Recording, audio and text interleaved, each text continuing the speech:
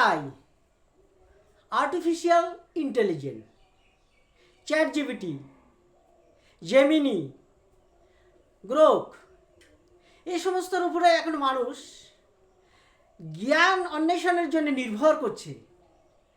AI বলে দিচ্ছে আল্লাহ আছে, তা সব জাতি এখন বলছে যে আছে।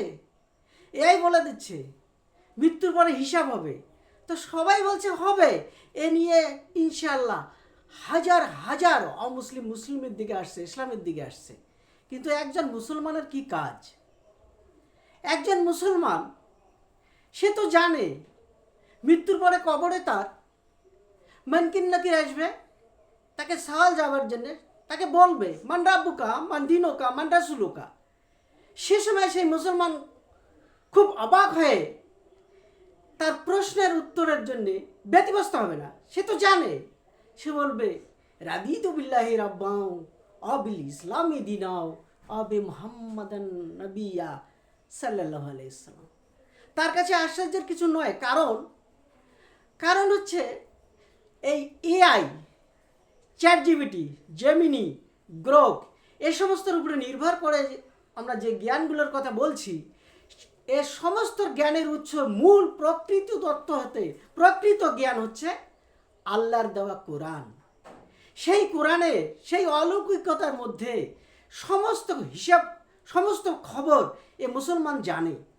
তাই মুসলমান যদিও অমুসলিমদের ক্ষেত্রে, অন্য অন্য জাতির ক্ষেত্রে এই সমস্ত জ্ঞানের অন্বেষণগুলো খুব কার্যকরী হচ্ছে, কিন্তু মুসলমান একটু স্মরণ রাখতে হবে যে এই সমস্ত থেকে আমি যতটা পাই তো নিব, কিন্তু প্রকৃত আল্লাহ প্রদত্ত জ্ঞানটা আমার কোরআনের মধ্যে আছে, সেখানে একবার হাতাই, সেখানে একবার খুলে দেখি না কেন। সূরা আনাম 6 নম্বর সূরা 116 নম্বর আয়াতটার মধ্যে দেখুন তো আল্লাহ কি বলছে। প্রত্যেকটা মানুষেই ভবিষ্যৎ সম্পর্কে তার ধারণার উপর নির্ভরশীল।